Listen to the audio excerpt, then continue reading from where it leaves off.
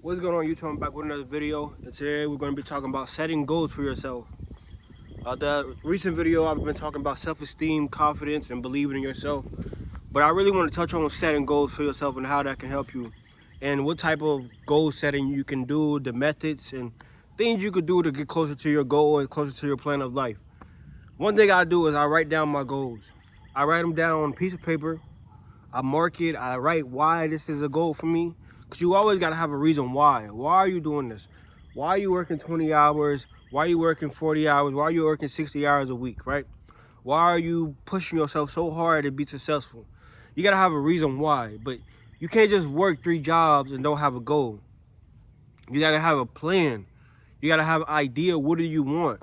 It could be a nice car. It could just be you just want to be a disciplined man. Or you want to be a disciplined individual, disciplined woman. Or you want to provide for a family one day.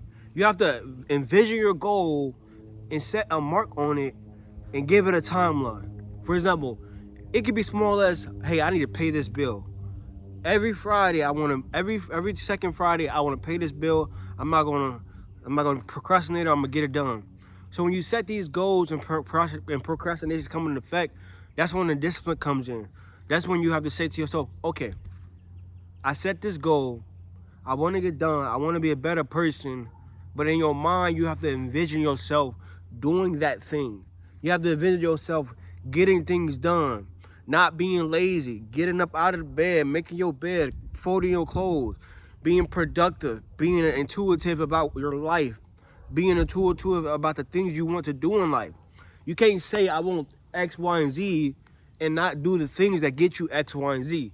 For example, a car that costs $50,000, you might need to do a good down payment. You need to have good credit. They're not gonna approve you for that car, or you're not gonna get approved for a house if your credit is bad, unless you got money. But in general, you need to take the proper steps, the proper precautions to get yourself to that level of, okay, I learned this, I understand, I made it, now I can grow to this point. But you need to know how to grow to the point. You need to learn, other people has reached the goal that you reach. So you need to write down, make a list. Okay, the way that this guy made it, I want to practice the way he did it. You need to mock people who already done it before you. Stop trying to be the new thing and just follow the method that's already became before you. For example, if there's somebody who's a billionaire, and he's a billionaire in a certain field, follow his steps, follow his methodologies that he got to reach that goal. Don't try to, I'm not saying don't think outside the box, but just stick to the book. Stick to the basics, right? If the basics was every day he worked 20 hours a day focusing on one thing, right? Every day he focuses on this thing. 20 hours a day is a lot, but some people really work 20 hours a day.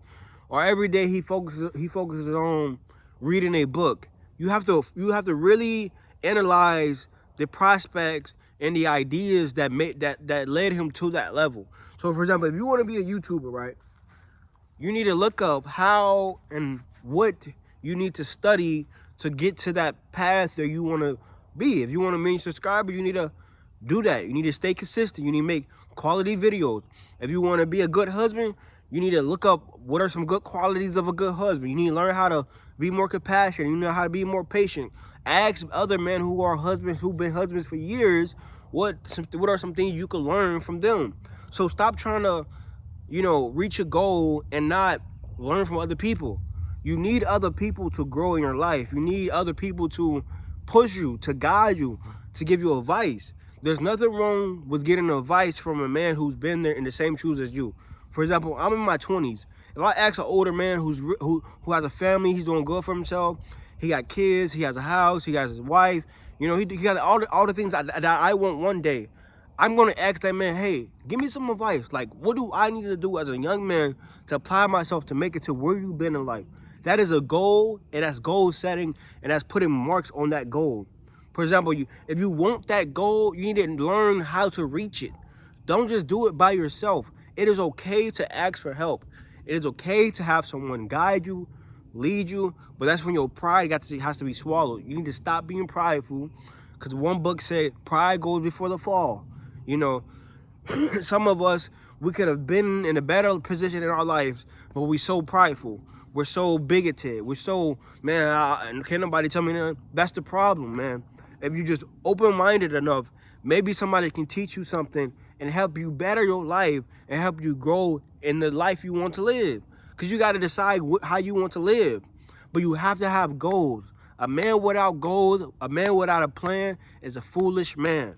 You have to have an idea of what you want in life, idea of the pursuit that you're trying to get to, an idea of, you know, the consistency you want to be, the rate you want to be, how much money you want to make. You have to have an idea, because if you don't have an idea or a plan, you might as well just scratch all that and start from ground zero. Always have a plan and always have goals. Remember that. My name is Isaiah. Thank you for watching this video.